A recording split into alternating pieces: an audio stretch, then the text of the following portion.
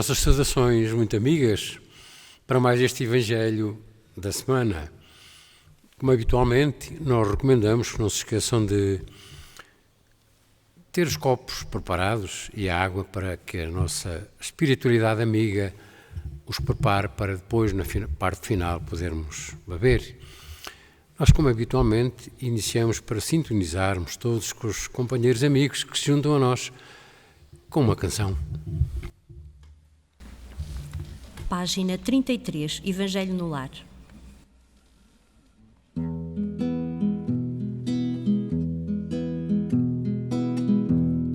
A vinda de Jesus ao Evangelho no lar é sol, feixe de luz, é raio de luar. Cantem ao amor, mãos em oração,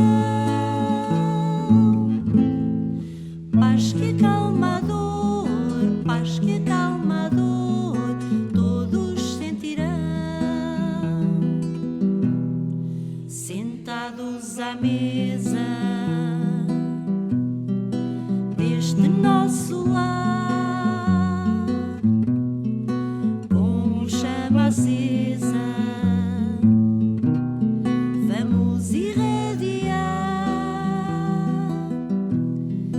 pensamento em Deus que conosco está. Se tivermos fé, tudo mudará. A vinda de Jesus ao Evangelho no lar é sol, feixe de luz, é raio de luar. Cantem ao amor, mãos em oração, paz que acalma a dor, paz que acalma a dor, todos sentirão.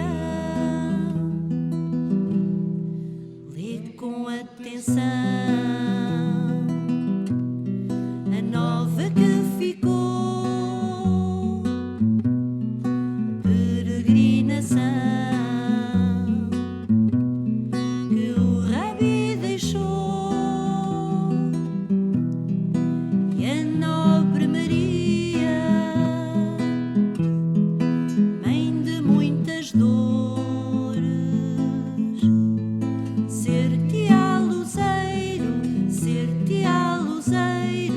vais para onde fores. A vinda de Jesus ao Evangelho no lar é sol, feixe de luz, é raio de luar. Cantem ao amor, mãos em oração, paz que acalma a dor, paz que acalma a dor, todos sentirão.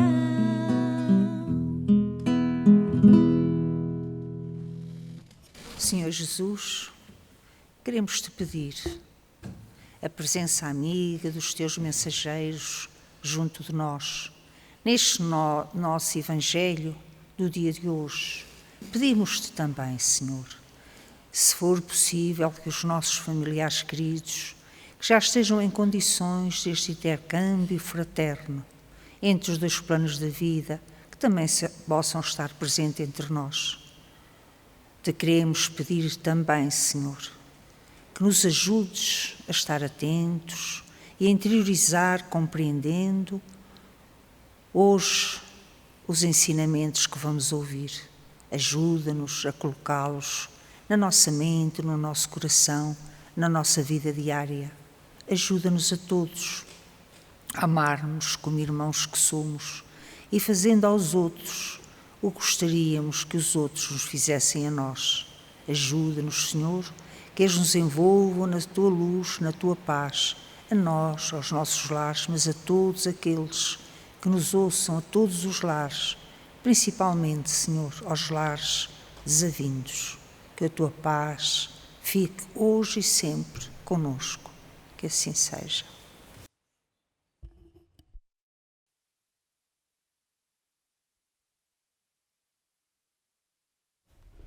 A leitura do Evangelho de hoje é o item 10 do capítulo 21.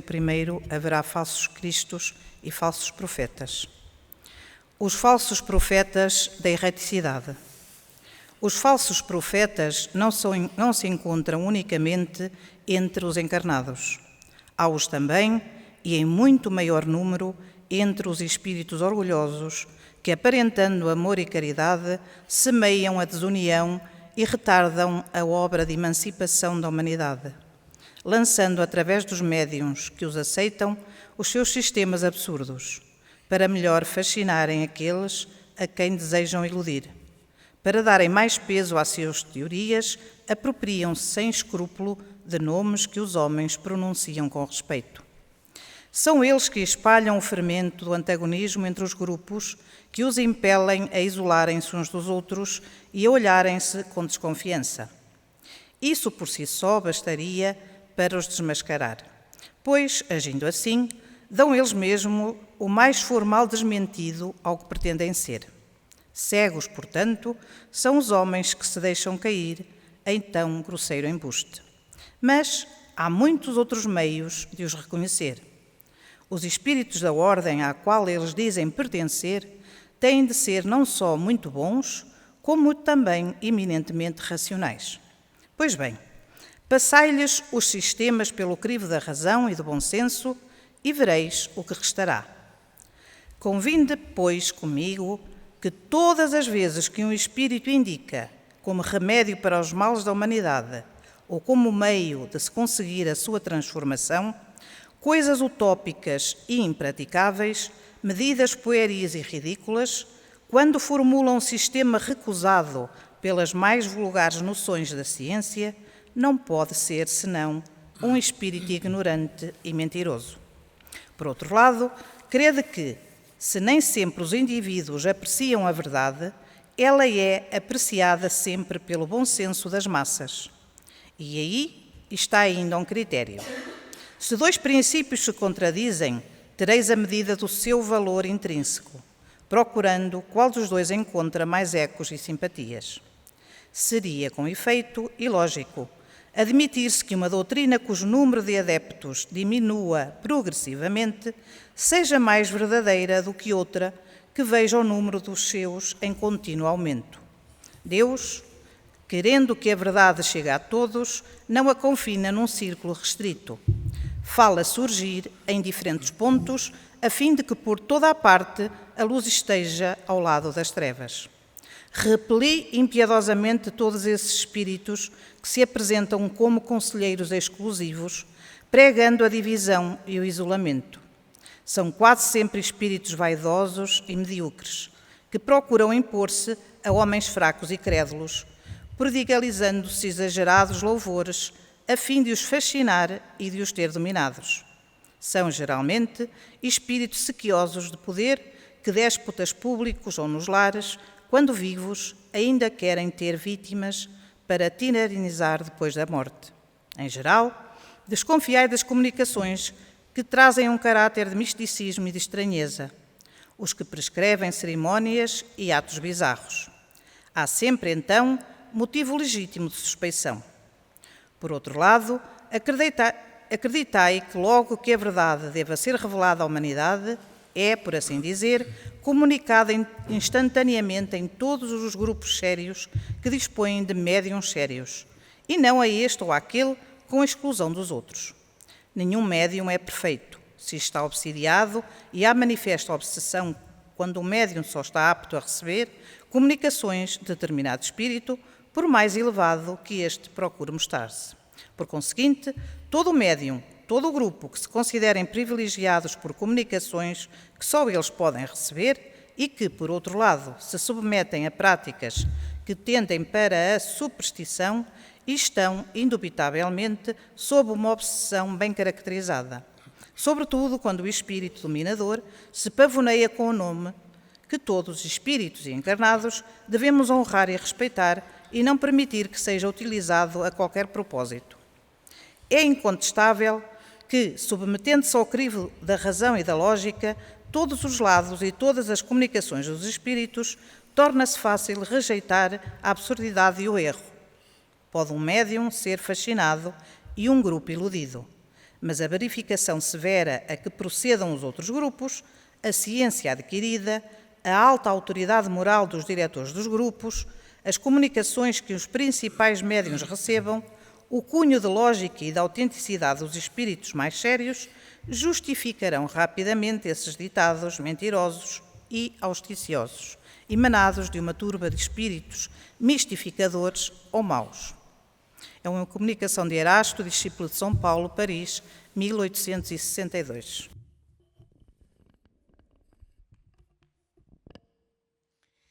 Do livro Vem Comigo, ditado pelo espírito benfeitor de Maria Teresa de Magalhães, psicografia de Arnaldo Costeira, item 117, razão. Atenta nos vários significados da palavra e escolhe os que te colocam no melhor caminho para Deus.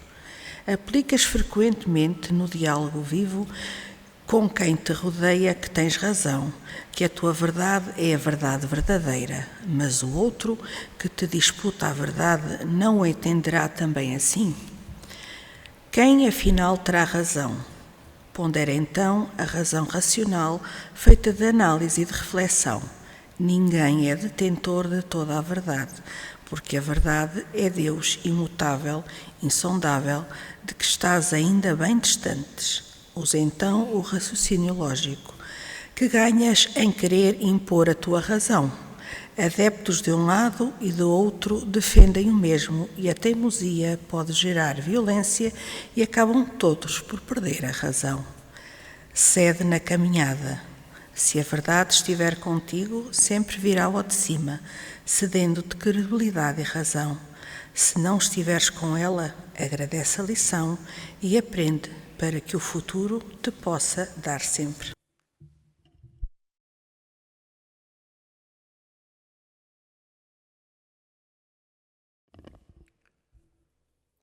É de suma importância esta mensagem que Erasto nos traz.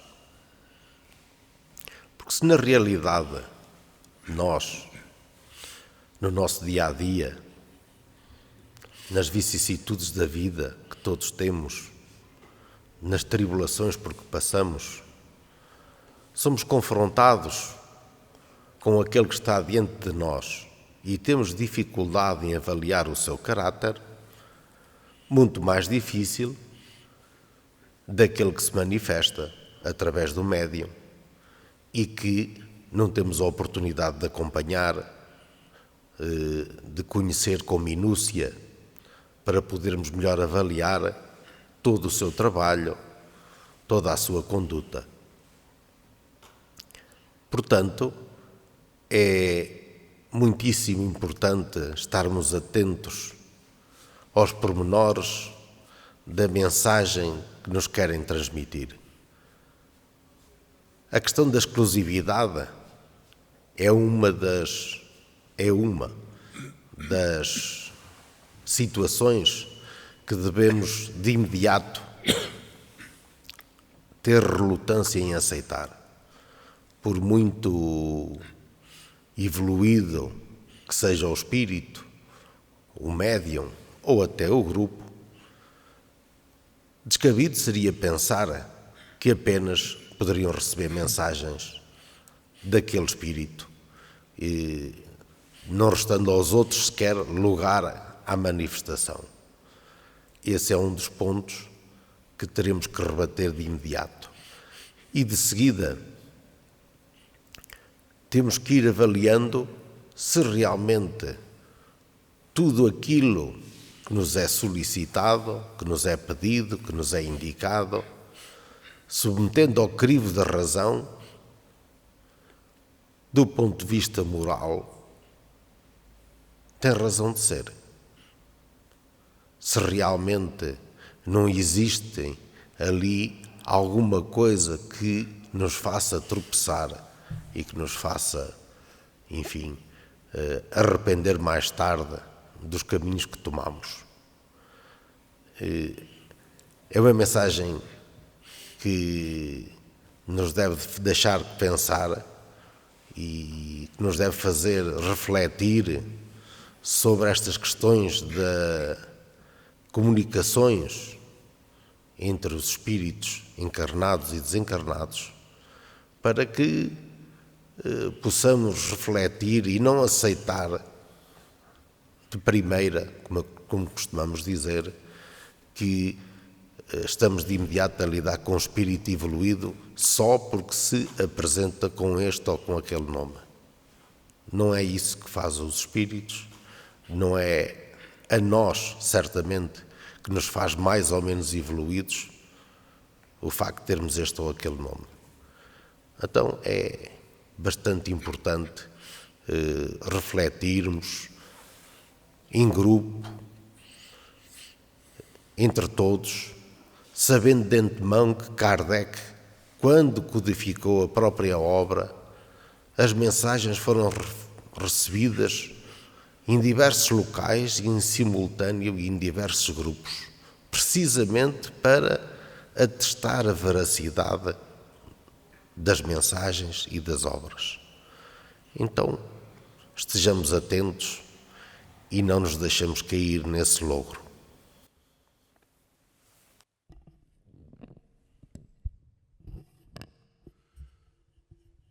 Os profetas e as profecias vêm de longo tempo, de longa data. A história nos conta toda essa evolução ao longo do tempo. Mas foi sempre muito difícil entender, em muitas situações, a veracidade daquilo que era transmitido do mundo espiritual àqueles que no corpo tinham as capacidades de poder recepcionar esse tipo de mensagens. Era necessário que o mundo espiritual sabia que era necessário que em determinado tempo, em determinado ciclo da evolução do homem, se pudessem apresentar condições para que, de uma forma definitiva, se reunissem os conhecimentos, as práticas, que permitissem a continuidade dessas manifestações, desses contactos, mas sabendo o homem, reencarnado neste caso, que tinha condições de perceber melhor todas essas manifestações. O Espiritismo veio exatamente com também essa missão. Não é por acaso que se define Espiritismo com a ciência que trata da natureza, da origem e do destino dos espíritos e das suas relações com o mundo corpóreo. Kardec, como ouvimos explicar, temos vindo a recordar, foi um homem de uma sabedoria extrema, foi um homem escolhido, foi um homem missionário, porque conseguiu em pouco tempo, em poucos anos, fazer uma obra de uma ajuda e de um interesse extraordinário para o homem, para nós todos. Para quê, fundamentalmente? Para percebermos, de facto, a realidade desses contactos, porque os contactos do mundo espiritual com o mundo corpóreo, existindo ao longo das décadas e séculos, precisava de ter uma estrutura, uma metodologia, um determinado tipo de regras que nos permitissem, ao homem reencarnado, perceber melhor a veracidade dessas informações, desses esclarecimentos. Não podemos esquecer que somos espíritos reencarnados, os homens, as mulheres. E se, como espíritos reencarnados, vamos um dia regressar à pátria da verdade onde fomos gerados. Então é normal que tenhamos necessidade em certa época, e o mundo e a providência divina sabia essa época, que era necessário mandar conhecimentos, informações, esclarecimentos para que nós, na Terra, pudéssemos continuar a usufruir do aprendizado, dos contactos e dos conhecimentos que são imprescindíveis para que possamos continuar a seguir o quê? O nosso caminho, o nosso trajeto. O trajeto do espírito é um trajeto imortal. Se agora estamos temporariamente no corpo, precisamos, através dos irmãos espirituais, como eles nos têm vindo a fazer ao longo dos séculos, esclarecimentos, informações, determinados detalhes sobre realidades que se passam à nossa volta, mas que nós nunca fomos capazes de descortinar, porque não tínhamos regras orientativas nesse sentido. Agora não há essa dificuldade. Mas é bom que tenhamos presente que mesmo com as instruções que foram codificadas por esse homem notável, Allan Kardec, tínhamos que ter sempre tudo bem presente. Isto é, que qualquer grupo, que qualquer pessoa com determinado tipo de capacidades ou de faculdades que lhe permitam recepcionar, de ver ou de escrever através daquilo que são as informações dos imortais, que nos possamos determinar em cada instante a perceber bem a origem, a fonte, para que não possamos, muitas das vezes, ser ludibriados, como vemos acontecer quase diariamente.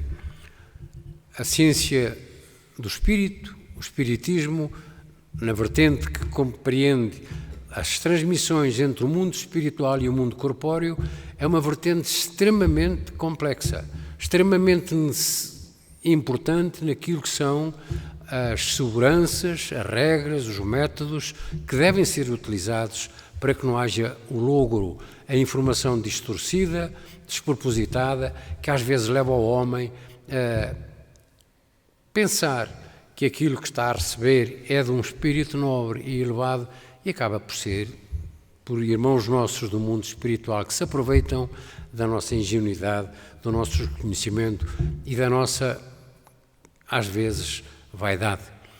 Então que esta pequena passagem que ouvimos nos permita ter sempre presente que trabalhar, que tratar, que estar em contacto com o mundo espiritual não é uma tarefa fácil.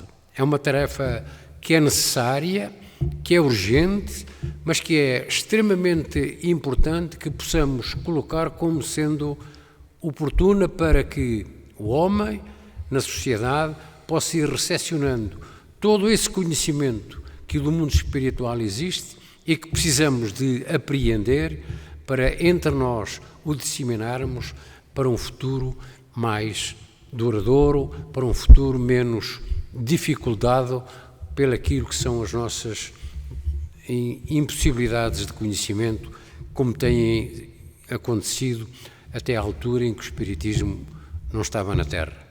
Que possamos compenetrar-nos com a orientação e analisarmos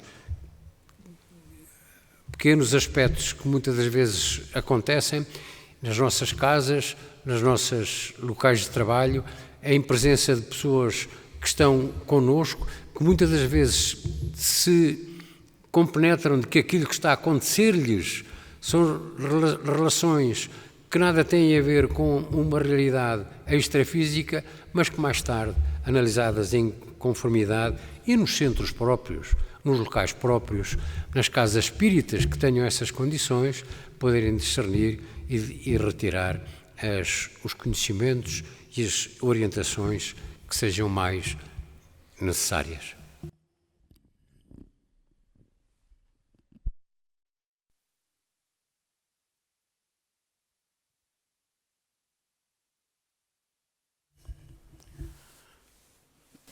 No final deste Evangelho, Divino Mestre, queremos agradecer a Tua bênção, a Tua bondade, a Tua misericórdia. E rogamos a Tua paz e a Tua luz para todos os lares deste orbe que é Teu. Fica conosco, Mestre amigo, que assim seja. Cântico de Esperança.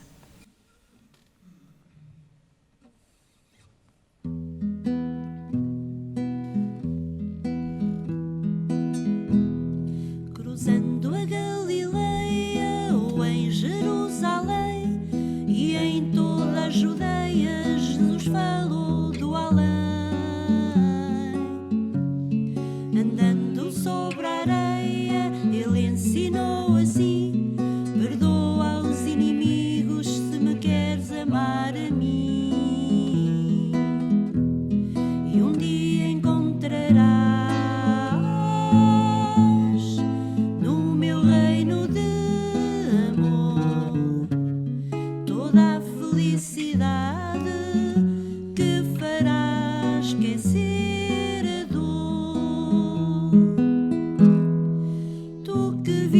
vives sem esperança, sedento de paz e amor, nem te surge a lembrança o socorro do Senhor. Vem lembrar conosco, irmão, a boa nova que traz luz, e juntos seguiremos ao encontro de Jesus. Cruzando a Galileia ou em Jerusalém e em toda a Judeia, Jesus falou do além. Andando sobre a areia, ele ensinou assim: perdoa aos inimigos se me queres amar a mim. E um dia encontrarás no meu reino de amor toda a felicidade que fará esquecer a dor. A mensagem que ensinou ao povo que tanto sofria, o vento do amor levou onde faltava alegria. Passaram tempos de trevas e a terra esqueceu a luz, mas está chegado o tempo do regresso de Jesus. Cruzando a Galileia ou em Jerusalém e em toda a Judeia, Jesus falou do além. Andando sobre a areia, ele ensinou assim: perdoa os inimigos se me queres amar a mim. E um dia encontrarás no meu reino de amor toda a felicidade que fará esquecer a dor. E um dia encontrarás no meu reino de amor toda a felicidade que fará esquecer a dor. Estamos nos momentos finais deste nosso Evangelho. Podem continuar com uma conversa amena sobre aquilo que são as questões que o texto que abordamos podem merecer. Aproveitamos para lembrar que devem tomar a água, que entretanto foi preparada pelos nossos benfeitores espirituais, que nos acompanham sempre nestes Evangelhos. É por isso que o convite ao Evangelho no lar, para todas as famílias, é um convite de facto de uma importância extrema para que o ambiente familiar se reúna de condições vibratórias mais serenas, mais harmónicas, porque os bons espíritos, as boas companhias acompanham-nos nestes momentos semanais. Vamos estar de novo em presença de todos aqueles que nos queiram escutar pela nossa TV e pela TV A Caminho da Luz também, nas palestras que realizamos habitualmente às sextas-feiras e às segundas e às quartas. Então, para todos, desejamos, e para todas as famílias, uma boa noite ou uma boa tarde, de acordo com o ambiente e o local onde estejam, e que a paz de Jesus continue com todos nós.